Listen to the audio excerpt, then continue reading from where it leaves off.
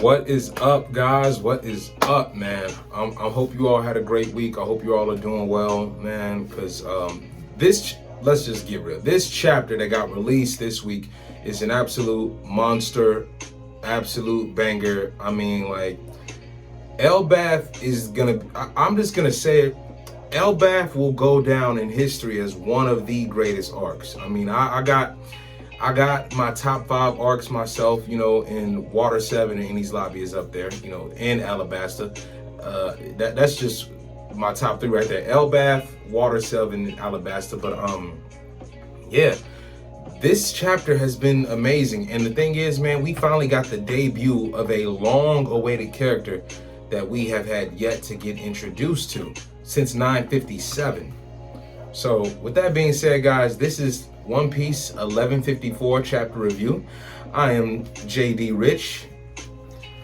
I'm just excited to be here with you all today, man. So this is crazy. So let's get right into it. So, man, cover page, right? I had to, I can't do it without my notes. I had to take my notes, I got to remember where I'm at. So at the cover page, we got Yamato and her new recruited followers at the shrine and grave of a hero that was born in the West Blue but raised up in Ringo.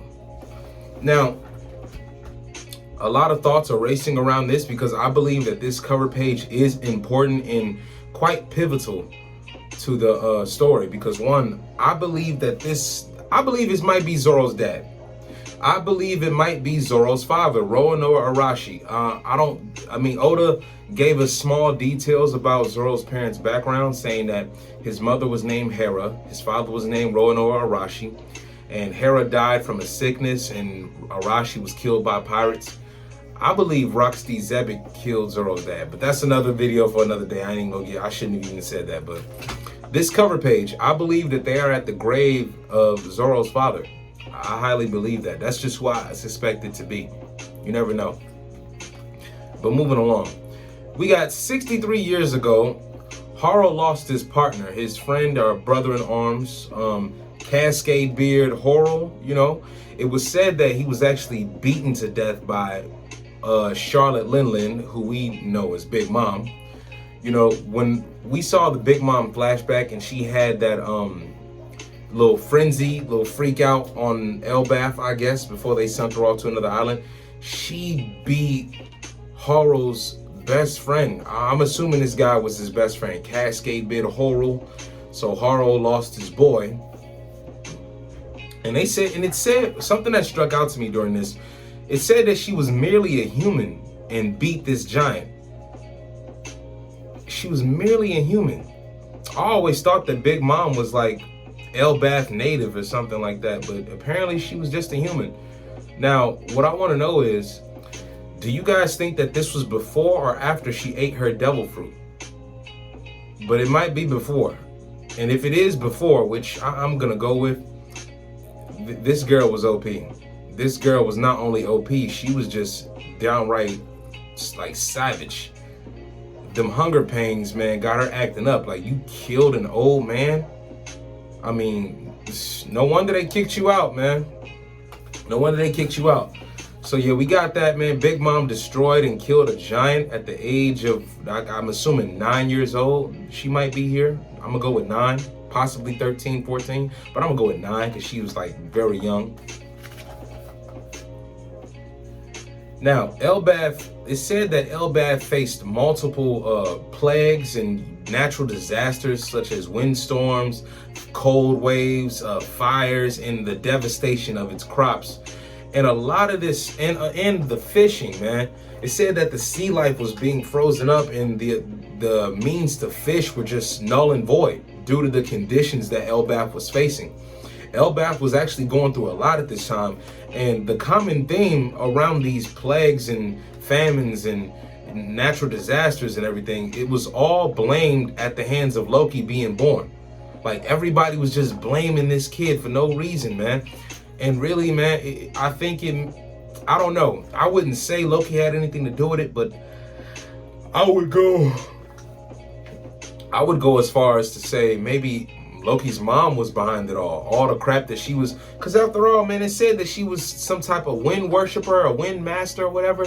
You remember in the last chapter that I talked about, she was making all these rearrangements, making sure something in the castle was facing east and whatnot, covering up mirrors, and they were wind workers or wind worshippers or wind masters or something like that. I think Loki's mom was actually the cause of this. I really do. I really think Loki's mom was actually the cause of all this stuff that was happening on Elbaf. But yet everybody was blaming Loki as a mere cop-out. That's what it seems like to me. Let's see what else we got now. And we go to Estrid's bedroom, Queen Estrid of Elbaf. Now, she's up there going off, and she's blaming all the tragedies of Elbaf on Loki. And Loki, as a little baby, he's just playing around, doing what babies do, you know, cool, gaga. You know what I'm saying? Loki is just literally a baby wandering about, and he's longing for the touch of his mother, the presence of his mother. And what does this woman do? She not only blames all of Elbaf's tragedies on Loki, but she's also like rejecting Loki, neglecting him, disregarding him as her son, disregarding him as a living being, period. And it's really messed up, man, because it's like, man, you gave birth to the king's son and you're mad because of superficial features that you don't accept in the boy. I believe this might be a cause to why Elbaf went through what it went through. I'm seriously, Estrid is just a foul woman, man. Estrid is a really foul individual. She kind of reminds me of like a celestial dragon version of a giant. You know what I'm saying? Like, she's so uppity, haughty-taughty, and just classist, really, man. It's really disgusting to see her neglect this baby boy like that, man. Really sad. And she also had Loki removed from her presence. And you notice, when Loki is being removed from her presence, man, he's actually longing to be held by his mom. He's longing to be held by his mother, man. And going through that as a baby, those emotions, you may not understand them, but you understand without understanding, because he knows he's being rejected by his mom, and that's gotta excuse me, but that's gotta hurt beyond repair, man. That has got to be terrible. That's such a terrible fate. So as we move on, you know, we see that Elbaf is going through its drought, its plagues and whatnot, as its tragedies. You know, everybody's going through, if somebody's not starving, they can't fish, they can't provide their crops, they can't harvest anything. And everybody's blaming Loki, but also, man, they're starting to take it out on each other. You got people conspiring to go raid humans and whatnot, go around like selling and raiding humans and bringing stuff back to Elbaf. But not only that, there seems to be civil turmoil amongst the people as well. You got other giants raiding other giants and pillaging their foods and resources and goods and whatnot, man. All because of what's going on. This is a bad time for Elbaf. Like this stuff is really affecting the people at an all-time high. So, you know, from the famine to the plagues, and like I said, man, the lack of ability to harvest crops, to grow natural foods, and everybody is blaming it on the so-called cursed prince that was born. So Elbaf fell into chaos and misery, man, at an all-time high, man. Let's see what else we got here. You know, you got some of the locals talking about Loki being born. He's a cursed prince, and you actually got this guy, this old man, talking, I guess, to Harridan, and he's blaming Harridan for Loki's birth, and also trying to hold Harridan responsible for Loki being born, claiming that he's gonna that he has to take responsibility, because they're placing responsibility for Elbaf's plagues on Loki, but this guy, this random old giant, is particularly trying to hold Harridan responsible for Loki. So he's just saying, hey, as a sacrifice, man, one of y'all gotta die. And why not be you? The other prince, you're not up in the castle guarding and whatnot. You're out here with the rest of us. So why shouldn't it be you that we sacrifice to end this misery of Elbaf? This guy really tries to kill Harridan. Now you got Ida, however pronounced, stepping in to defend her son, and she makes a remark that Howard is going to grow up to be one of the longest living men in the world. The longest living man. He's going to be the longest living man in the world, just period, you know.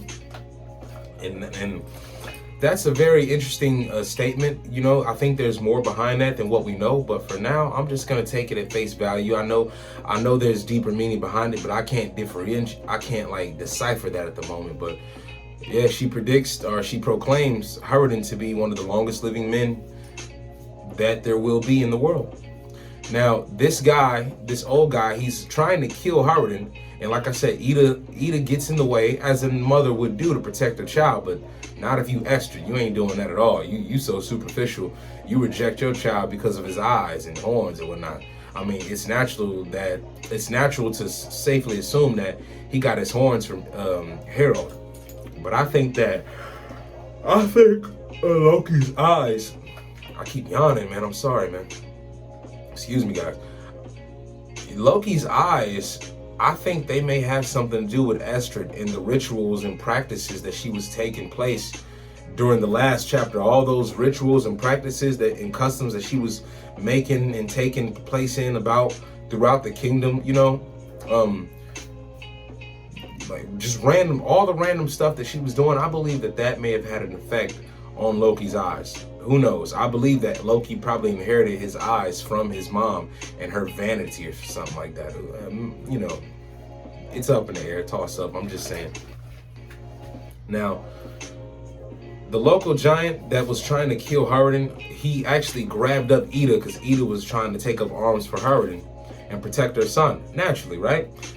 And he tells her, hey, shut up. I don't want to hear nothing about your proclamations about how great your son might be and what he's going to be regardless of the longest living man on earth. You're nothing but a dirty blood temptress who seduced Harold.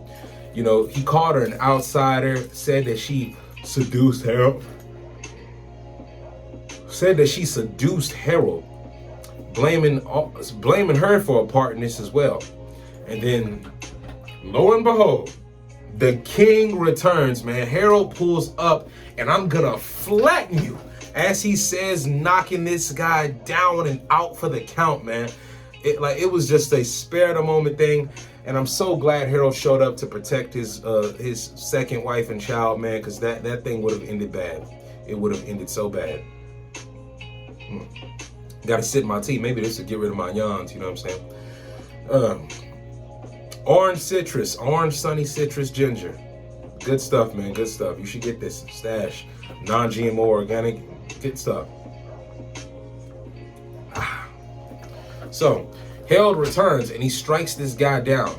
And on top of that, he announces that, there's no need for all of this. There's no need for all of this fighting and bickering amongst each other, especially causing civil turmoil amongst our own citizens. Like, this isn't what we about.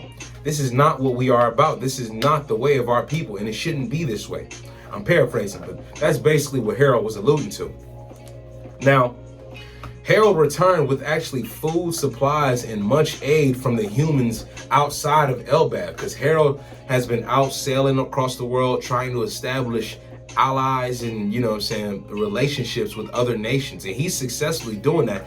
But at the same time, you got the world government on his heels and on his back at every nook and turn, still trying to, upset that, still trying to undermine Harold's intentions. And Harold's intentions are simply to build relationships with other nations. That's it. He wants Elbaf to be better, and he wants Elbaf to be a place where other people outside of it are accepted, and outside of Elbaf, citizens are accepted amongst the people of the world.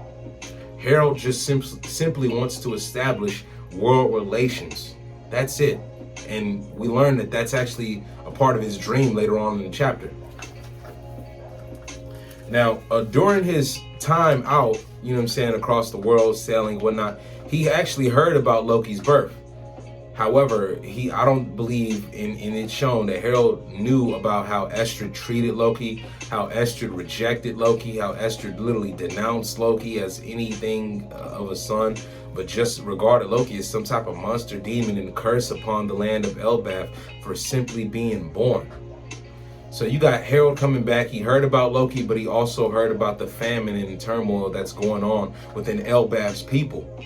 So Harold had to come back. He had to come back not only with aid, and he told them like, yo, the humans may be small, but what they lack in stature, they make up for in willpower. Their willpower is bigger than they are. You know what I'm saying? And that's not something to undermine or look down upon. Humans have a great deal of willpower, and that's to be respected. Also, Harold wanted it to be known that since the humans are helping the giants, that the giants will make it their duty to return that favor tenfold. Because we have to establish relationships and allies and great bridges built amongst the people outside of ourselves. The world is bigger than Elbaf. Despite how big we are in Elbaf, and despite how big Elbaf is, there is a world outside of Elbaf, and Harold wanted to lament that fact to his people the most. Now, up until her very death, man, Estrid rejected Loki. She, like I said, man, she didn't claim that boy. She always regarded him as a monster and a plague, man. And, everyone, including Estrid herself, blamed the turmoils and famines and disasters of Elbaf on Loki. Loki was just trying to, and Loki as a baby, I don't think he wanted for anything except for literally the love of his mother, which he never received. He was always rejected by her, man. So even as a baby, he felt that. Growing up feeling that takes its toll on you too, man. That's messed up. I mean, it makes me think about kids in real life who are actually rejected by their own parents.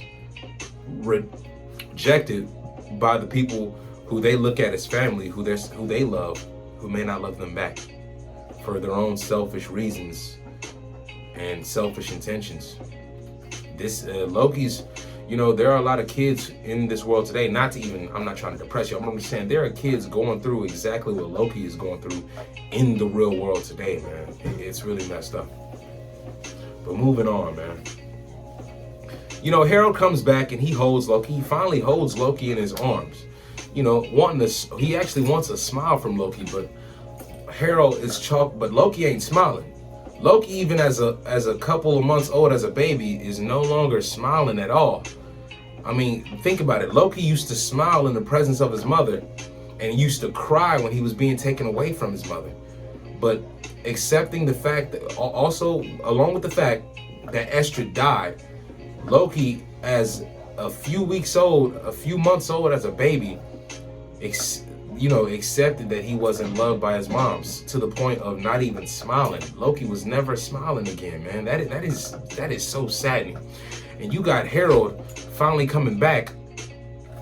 I think Harold is a good father, but at the same time, he's not a bad father either. It's just that Harold is so caught up in establishing a better nation and a better way of living for the people that he neglects the father he should have been to his kids, thinking that they were trusted in good hands. I mean, Howardin was, because his mom wasn't so vain, but little did Harold know that Loki was in the arms of a bad mother and a bad side of his mother's family as well. Harold blames Estrid's death on the reason that Loki would not smile, but Harold doesn't even know. He's completely oblivious to the fact that Loki was rejected and disregarded by his own mom. If Harold knew about this, I think Harold would have something to say. I think Harold would have put his foot down greatly on this topic. Like, yo, you may not love this boy, but you should get out of the kingdom or something, man. You need to be banished, exiled, something, away with you. We can't have this in here. It's not good for the people. It's not good for my son, for his mother for him to grow up knowing his mother never loved him or claimed him. I mean, wow, man. And also it said that Loki gave up on love at just a few months old. Man, Loki, when you first meet him, you may think of him as a cocky jerk or whatever, but reading his backstory, man, I resonate with Loki so much.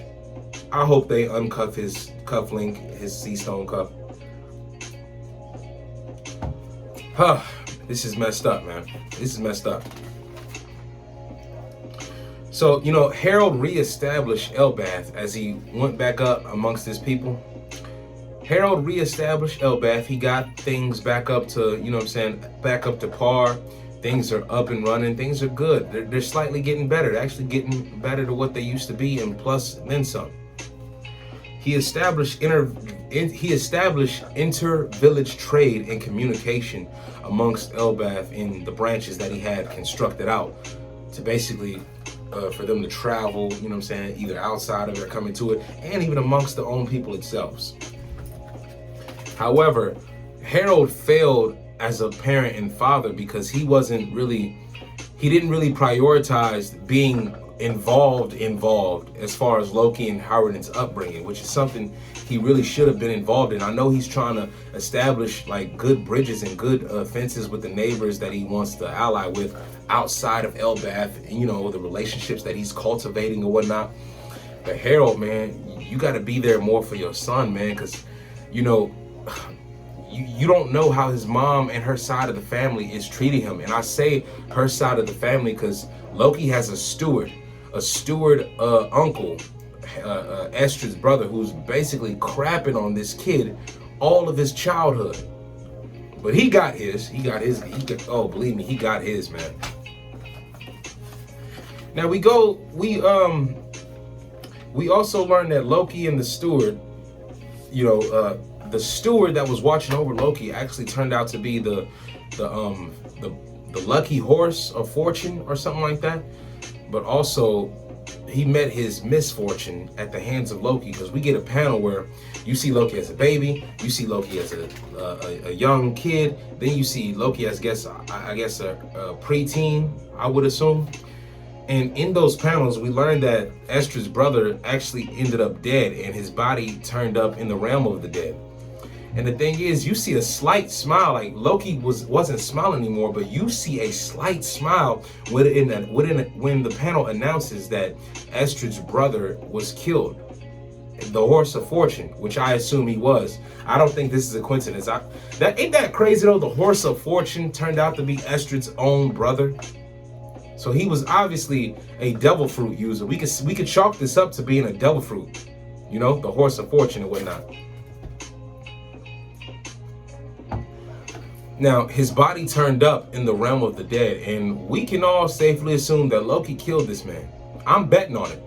And you know what? I'm not even mad at Loki for doing that. I'm not even mad. I honestly think, hey, good riddance, man. His mom and his mom's brother, and who knows how many other members of the side of the family that Esther came from, dogged this boy out for simply being born. And Esther's brother actually blames Loki for Esther's death, when really Esther's death was probably a natural cause of her own vanity, own selfishness, own hubris. You know what I'm saying? She brought that on herself. I'm chalking that up to that. That's what I say, man. I really don't care. Esther, you know what I'm saying? Oh, well. I don't feel sorry for Esther dying. I don't feel sorry for her brother dying. The only person I really feel sympathy for is Loki. We move on to Ida, I'm going to call her Ida. We move on to Ida's tavern, and it's the same tavern that Shanks was in right before heading out to fight Eustace Kid. So that tavern, we learn that it's established by Ida. And I think the woman that's running it now, as we saw in the manga and in the anime, the woman that's running it now, the funny haired girl or whatever, I believe she might be some kin to Ida. Maybe a niece, cousin, who knows, or something. I wouldn't say daughter, but if she is Esther's daughter, maybe we don't know if Harold and Ida had another kid or not. We don't know. So I wouldn't assume that the lady that's running Ida's tavern now is Harold's kid at all, but I would assume that she could be a distant relative of Ida. Cousin or niece, I'm going with that, cousin or niece. Ida sets up a tavern, and she's actually welcoming to all races and backgrounds of people, from pirates to fishermen to giants, outsiders, whoever. And Howard is worried because they're near the realm of the dead, but they're actually separated by a coastline. So the beast of that realm, which Loki grows up to befriend and befriends as Loki befriended the beast of Elbath. We actually get a panel of that when Loki is out charging and beating up the citizens of Elbath, taking out his own pain. using Elbath, oh, it's a warrior's country, I think as like a coping mechanism for the fact that he wasn't loved. But either way, Ida sets up a tavern. She's welcoming all who wants to come to it, and she's ready. She's establishing that, got that built up, pinching Harold in on his cheeks because he's worried about her. And Ida is a solid woman, man. Despite them calling her an outsider, I love Ida's character because she's so solid. She's so like heartwarming and caring, and she has more. I'd say she has more devotion to the country of Elbath than some of its locals and natives, especially for being an outsider and a half-blood or whatever they want to distinguish her as. 56 years ago, we get Harul and Harold talking about not only the events of the revelry, but the giant shipwrights of Galilee. This, man, when I hear the giant shipwrights of Galilee, I instantly think of Tom, because I just have to. There's no way that Fisher Tom had no interaction with the giant shipwrights. I'm not going for that. I'm just putting this out there. Who know what the exchanges and interactions were like with Tom and the giant shipwrights? Because there's no way that they did not cross paths. I don't believe that. Now, Harold during the revelry, as he's talking to Harold, it seems that Harold befriended a king of another country, a human, and Harold got into the revelry. He snuck in disguised as a guard for this king who we don't know the name of. But check this out. King Nefertari Kova, Vivi's father. What if it was like Vivi's father, right? Vivi's father's father, so Vivi's grandfather. Let's go with that. What if Vivi's grandfather was the friend that Harold actually bonded with and snuck into the revelry with? What if King Cobra of Alabaster's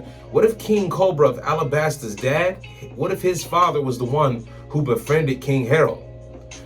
That would make my day, and that would tie in so much for the story.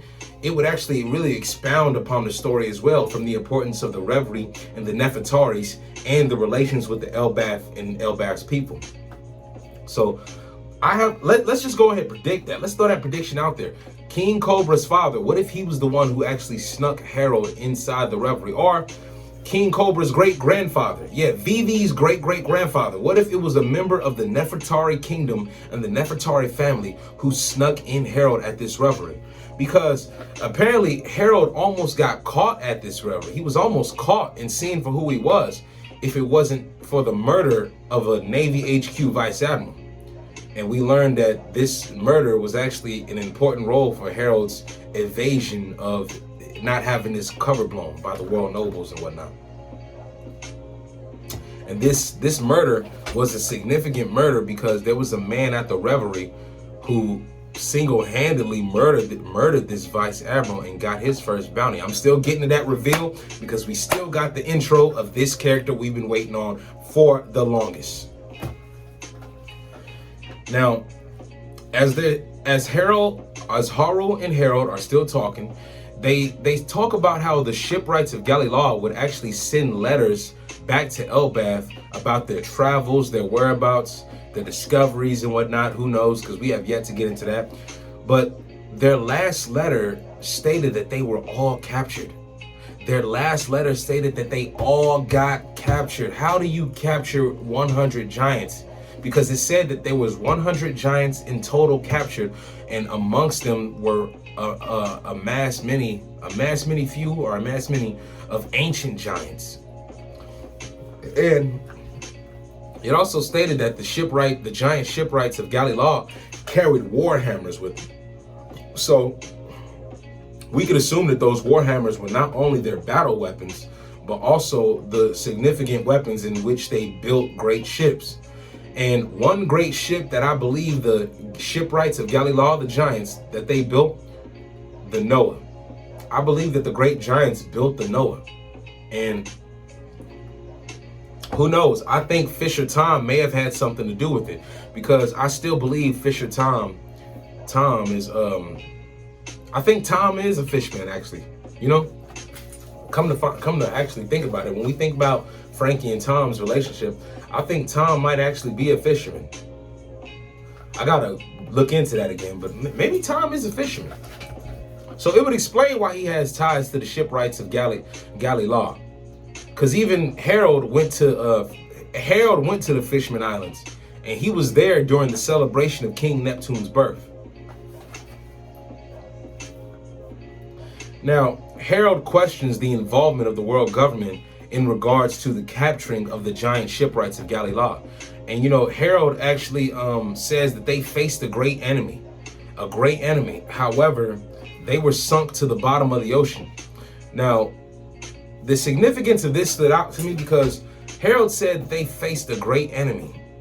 What great enemy could like literally capture 100 giants, and how did they do it? Now, we could automatically assume that this was Emu's doing, but I believe that it was somebody working up under Emu. Maybe Emu sent out the order. The world nobles and celestials sent out that Emu's order to the Navy, and they sent their forces and went to work against these giant shipwrights of Galilee. So Harold said that they sunk into the bottom of the ocean, man, which is really messed up. And he heard rumors about a frozen army of giants. A frozen army of giants somewhere in the world. Now, we can go back to Punk Hazard with this, because remember, Nami and Chopper, they saw a bunch of frozen giants in Punk Hazard.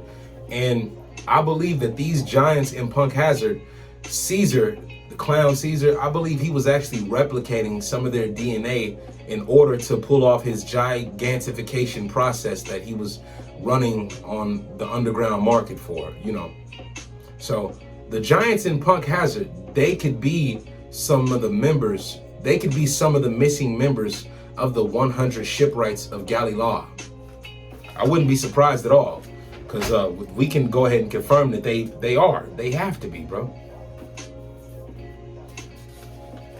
Now, Harold also says that it seems like the people of Elbaf, the giants, are all regarded as enemies of the larger world. But that could be the world's government.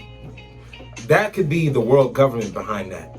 That's the world government's doing, making it seem like the giants are a plague and evil to everywhere else. When you got Harold out here trying to establish the opposite of that, like, no, giants are not all bad. We're not the savages we're made out to be. We're not the brutes that the world depicts us as because of a few people's bad experiences on our part, and maybe the world's government's false propaganda spread amongst the world. Elbaf can be better. Elbaf is better. Not better as in better than everyone else, but a better people, a better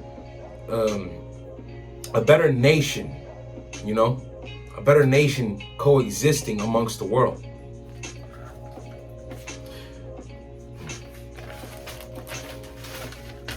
Now, we get to 48 years before the present time, 48 years before the present.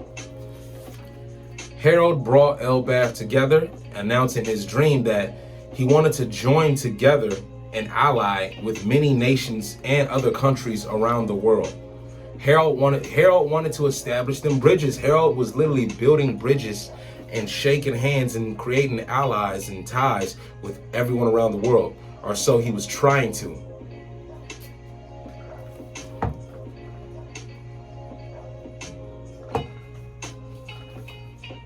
Because Harold wanted the giants to be welcomed everywhere. Everywhere. Harold wanted the giants to be welcomed everywhere, man. And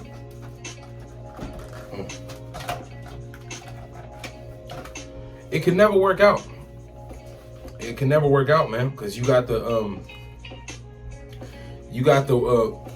the thing is, you got Harold telling Harold that, yo, your ideals and beliefs, I mean, I know you want to spread them throughout the world, but the reason they're not coming together into fruition the way you want to, it has something to do with reasons that go far beyond yourself, Harold. And I'm paraphrasing that because Harold is basically telling us, without telling us, that Harold's intentions are being undermined by the world government. Like, there's no other possibility. No other possibility that they're not. You know, this is the world government interfering with the relations that Harold is trying to build amongst the world. Now, you got a scene with Loki running around with the beast that he has befriended. He is running around pillaging and beating up, like, from adults to kids to everybody he can come in contact with on Elbaf, just being a big bully, beating on his chest. You know, this is Elbaf, king of war, the land of warriors. We don't tolerate weaklings or weaknesses. Beat them all up, guys. And he's leading a crew of ruffians, which are the beasts that he later befriends, that we come to see when we first met Loki. You know what I'm saying? We saw his wolf and his dog and bear and whatnot, whatever. He's got a mammoth and everything. You know, a lot of these beasts that we see Loki with as a kid, they look similar to the beasts that Luffy fought on Sabaody, or wherever Rayleigh was, wherever he was at with Rayleigh. That island that Luffy was at when, you know, when he was training with Rayleigh and he had to fight all those beasts. Those guys look similar to the beasts we see here. They do. If they are those beasts, I mean, that'd be surprising. I wouldn't be surprised, but at the same time, it'd be surprising because we're wondering, like, yo, those beasts are from Elbaf. And also, the time that Luffy trained with Rayleigh, was that Elbaf? Or was that a part of Elbaf? Or was that on an island near Elbaf? I'm only asking due to the conditions that Luffy had to go through on that island that he trained with Rayleigh. I'd like to know more about that island. I may have to do my research on it. Now, Loki and Hurden, they come to clashing because you got some of the locals talking to Hurden like, yo, are you mad about being born or something like that? Because you know Loki is the rightful heir to the throne. I mean, you may be a prince too, but like, they don't say that yet, but you may be of royal blood as well. But are you mad or envious that Loki is actually going to be the rightful heir to King Harold? And you got Loki sitting there with this cheeky smile, you know, teasing a moment. And then you get a clash between Hurden and Loki about them having conflicting ideals about Harold's basically resolve and Harold's intentions and beliefs about Elbaf. Because Hurden is telling Loki, look, you got to stop your rampaging, man. Like, this is messed up. Our dad went through hell to rebuild this country the way it is, and you out here running amok. Loki basically tells Hurden, oh, shut your mouth, man. You don't talk to me like that. I'm the rightful prince and heir. I can be as cocky as I want to, as he slaps Loki down. I mean, as he slaps Hurden down with his club and whatnot and his weapon. And he tells Hurden, I don't know what's up with Dad anyway, establishing bridges and relationships with these weak humans and whatnot, and puny insect as humans. I guess Loki does not favor Harold's ideals as far as establishing relationships with nations outside of Elbaf, especially in regards to humans. So then you get a scene of Goldberg and Gerd actually looking at the clash between Loki and Hurden. And they're trying to come over and help, and Goldberg is insisting that Gerd stay out of it because then Loki might take his wrath out on them. But Gerd, she's disregarding all of that. No, we are his friends. We are Hurden's friends. We're not about to sit here and just watch him wounded and bleeding to death. So they assist Hurden. They get him some help. And then you got Loki mocking them, calling them a bunch of weaklings and whatnot. But really, man, this is all a facade for Loki's own insecurity and his own lack of love, not only for himself, but the love he never got to receive from his mom. Loki is basically spreading chaos amongst anybody in his way and anybody in Elbaf, really, only because of the love he did not get to receive as a kid. And it's really messed up, man. Loki is really just acting out because he wasn't loved. He didn't get his mother's love. And I believe that Loki is actually jealous of Hurden. Loki is stronger than Hurden, but he's actually jealous because Hurden has something that Loki didn't, and that was a loving mother. So they may have the same father who loved them both. However, Harold kind of neglected Loki in the sense of putting his duties above being there for his family. And that can happen when you're a parent. You know what I'm saying? You got responsibilities, and some of those responsibilities may conflict with how with your relationship with your kid. Harold was trying to make Elbath a better place, but in doing so, it came at a cost of his own relationship with Loki. And Harold had no idea of how Loki was being treated by his mom, by his uncles, by Esther's side of the family. Loki was being dogged out. So then Loki, he felt emptiness inside of him. And that emptiness came from the lack of love he never got from his mom and being rejected as a baby. Loki then tries to kill himself. He jumps from the realm of the dead again, and in tears, man, as he's bawling out, I can't even die. Loki wants to die because he doesn't feel like he deserves to live due to him not being loved. Loki, you would think that Loki knows that his father loves him, but being that Harold wasn't around that much and only popped up whenever he could as he was coming back to Elbath after building his relationships outside of it, which was really important for Elbath's like longevity going forward. You know, Harold didn't realize that Loki didn't feel loved. He didn't look deeper into it as he should have. Harold should have been questioning all of his subjects like, yo, what was Esther like around the baby? What was Esther like during the raising of our child? But everybody kept that a secret. And Loki, he bore the brunt of that. Loki bore the brunt of that, man. And as he's bawling out crying, as he wants to die, you know, he sits up and look. Loki actually gets approached by 4 individuals, man. 4 individuals who we come to know as heavy hitters in the New World and as pirates in general, man. You got Stussy. You got Edward Newgate, aka Whitebeard himself, and you got Gold Lion Shiki. And there's a 4th person there. I'm gonna get to him in a minute. But you got, I guess one of them notices that yes, they are in Elbath. Look how big this kid is. Dang, this gotta be the land of the giants. Shiki notices Loki's face and he says, man, this kid's got the face of a devil, especially looking into Loki's eyes. Shiki seems impressed by it and rather admiring it of it. Then you got Whitebeard questioning the size of Loki like, yo, I know he's a kid, but isn't he a little big? And also, why are you crying, kid?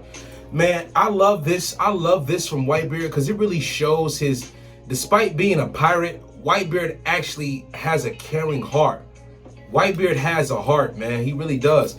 And to be wondering, like Whitebeard is the only one concerned about Loki's tears. That shows the type of love that he has, not only as a human being, but also as a man who we learn loves his own crew as his sons. That, bro, I love Whitebeard already off of that alone. Asking, he don't even know Loki, just met him, but asking him, why are you crying, kid? Because Whitebeard sincerely is concerned. Then the 4th individual that we got there, oh man. This person, the man we've long awaited to be introduced, the man who is regarded as no longer of this world. We get the introduction of Rox D. Zabik. And it says he is the father of Blackbeard, now the Emperor.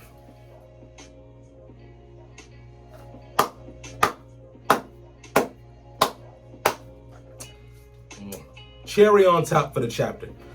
Man, we see this guy, his design is not only sick, but he looks just like Blackbeard, except he has all his teeth, got a nice goatee, nice stubble, got some crazy, you know what I'm saying, striped black and white hair, I guess, and he has a bang hanging down his face and a little tattoo mark going across.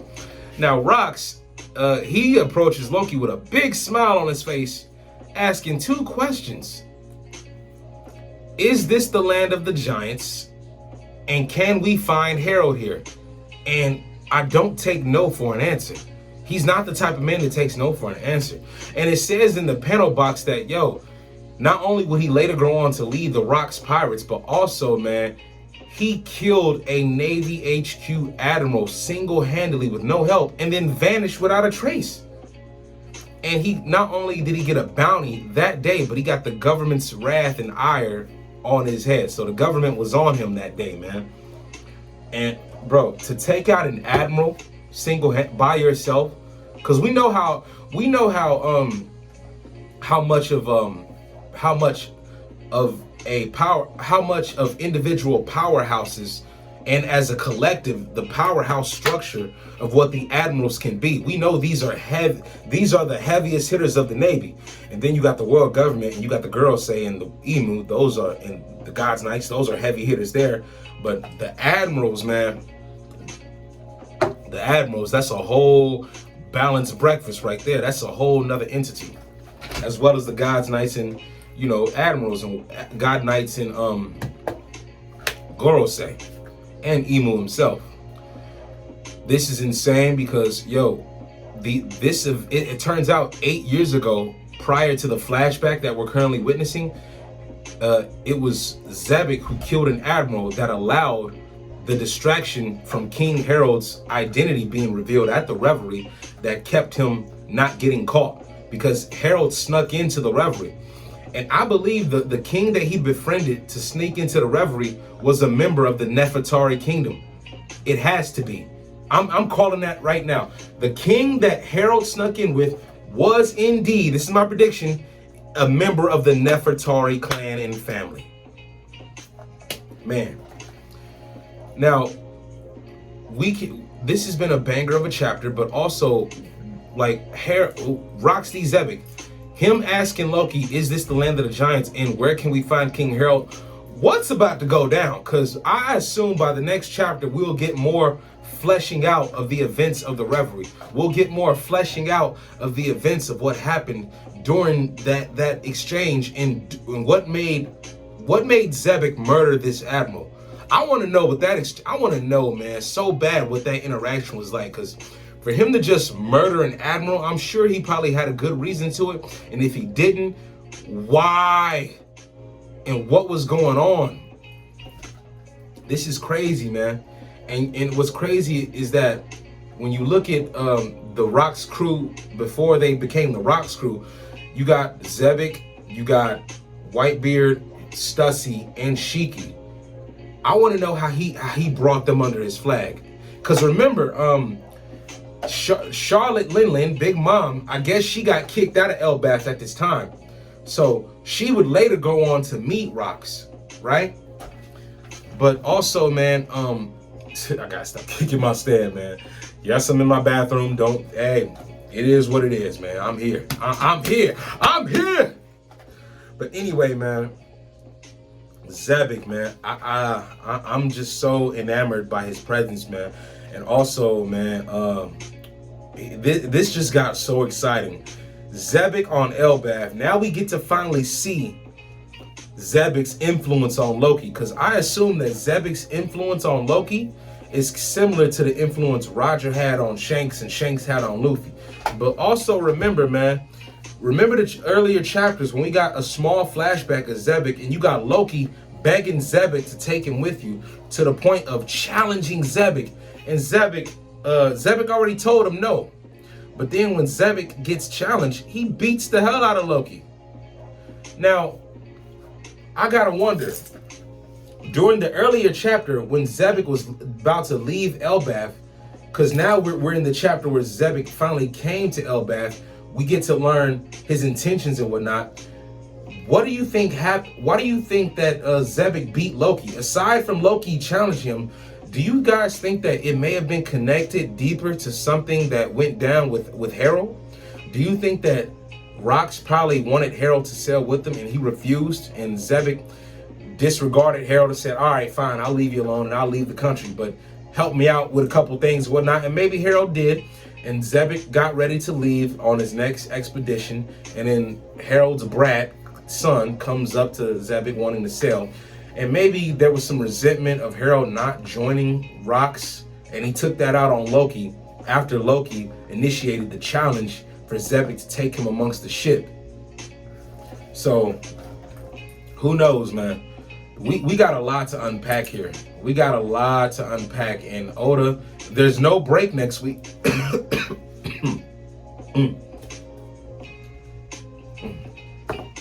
There's no break next week, so we get to flesh this out. We are along for a good ride, man. This Elbath flashback, I'm loving it, man. I'm loving it so much. I love Elbath in general. This is definitely a top 5 arc. Top 5 arc indeed. I just can't wait. I can't wait because, like, now I believe that now that Rocksteady Zebek is here, given the events of the Reverie, this will further initiate the lead into the God Valley incident. So we still have yet to see that. But in general, man, I'm ready for Zebek. I'm ready for what's going on in Elbath. Please, you know what? If Oda takes us back to the present, I wouldn't be mad. But at the same time, man, let's just get this flashback out the way and going, man, because this is beautiful. This is just so beautiful. Hands down, this is a 11, 12, 15 out of 10 chapter, man. Like, oh, man, this is a great chapter. This is a great chapter. All the information, all the lore, the relationship building, the connections, and, you know, Harold's intentions. And we finally got the man who they had to allegedly erase from the world. He is no longer of this world. 957 was one of the greatest chapters to come out, simply because we have what we have today. So shout out to chapter 957, man. Shout out to Oda. Shout out to all of you tuning in and watching, man. This has been great. I am JD Rich, man. But yeah, that's my review, man. And I can't wait till next week. I can't wait. Like, and also, given that Zebek is the father of Blackbeard, man, this changes the story as a whole. Because honestly, I'll be honest, I thought that Zebek was actually Shanks' father. Because listen, I still do not believe that Garling is the father of Shanks. Now, is Garling the father of Shamrocks? Yes. Now, Shanks and Shamrock are twins, but hear me out. They are twins, right? But check this out. They could be fraternal twins, meaning I wouldn't even say fraternal. You could regard them as twins, but in what regard? Were they born on the same day, or were they born a year apart from one another? And they just share a family resemblance so strong through the connection in DNA of their mother that they look alike, and you could call them as twins. Because what I'm thinking is this: I'm not denying that Shanks and Shamrock are brothers. All I'm saying is they may not have been born on the same day, and they both got their resemblance from their mom more than whoever their individual fathers were. Because I believe that their mother actually procreated with 2 different men, one being Garling, the other being the father of Shanks. However, I believe that Shamrock was the first brother born, and then Shanks may have came a year later or 2 years later. Who knows? Because remember, in real life, if a woman gives birth, right? Say she has birth to 2 kids, not at the same time, but she has birth to 2 children. They grow up within a year or a few years apart from one another, but the children, they both resemble one another so strong because they both take up genes predominantly from one parent. This is just my prediction, man. I'm just saying. Don't chew me up in the comments. I know how y'all do. All I'm saying is, in real life, you can have siblings, right? Who can be mistaken for twins because they look alike, but they're maybe a year or 2 apart or more. But because they look alike so much, you could easily mistake them for twins. Yet, you would mistake them for twins because their DNA and their genetics stem strongly from one parent more predominantly than the other. And they could have different fathers or the same father. But either way, if they got the same father, right, they predominantly got their DNA and genetics and for as far as their looks from their mom. But yeah, man, that's all I'm saying, man. Shanks and Shamrock are indeed brothers, but all I'm saying is they may have different fathers. How does that work? Like I said, man, the mom could have procreated with 2 different men, had 2 different babies, but both of the babies predominantly share their genes from their mother. Also, Garling is regarded to have blonde hair. Garling has blonde hair, as it's shown in the anime, that when it's revealed. So who's to say that we definitely, with Garling having blonde hair, Shanks and Shamrock, they got their hair color from the mom. Whoever the mom is, they got their hair color from the same mother that they share. But I believe that they have different fathers. Now, I just went in on a whole nother tangent, and I got to make a whole nother video for that. But that's all I got for you today. This has been real, man. I love this chapter. Shout out to all of you for attending. Shout out to all of you for viewing. This has been an amazing chapter. Hands down phenomenal. And like I said, man, Zebek being the father of Blackbeard really ups the ante for what we're in store for. Changed the whole course of the story. So look at Blackbeard, man, following in his dad's footsteps. Like father, like son. Now, I have a slight prediction. I'm just going to throw this in. As far as Shank's father goes, I don't believe it's Garling. I believe Garling is Shamrock's dad, but I believe Shank's father may have actually served on the crew of Rocks. Shank's father may have been recruited by Roxy Zebek. Because there's something that connects Shanks and Blackbeard, and it goes beyond both of them being on Whitebeard or Roger's crew. I believe that Zebek actually knew Shank's father, and maybe they were allies on the same ship but hated each other, you know what I'm saying? Because the Rocks crew wasn't a nothing. The Rocks crew was a bunch of strong people who really didn't like each other, but they all had different goals that they wanted to achieve, and they decided to come together to use their strength to overwhelm the world and pursue their own selfish ambitions amongst one another. Other than that, this was a great chapter. Thank you to everyone out there watching. Shout out to everyone out there listening and just, tuning in. I'm so grateful to have all of you a part of this, man. And I'm so grateful to the community of One Piece to be a part of this story, man. Oda has brought us something great. So that's my review for today. I am JD Rich, and remember, man, a piece of life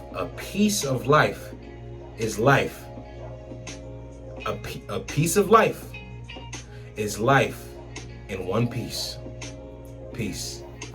Thank you guys, man. That's all I got for today.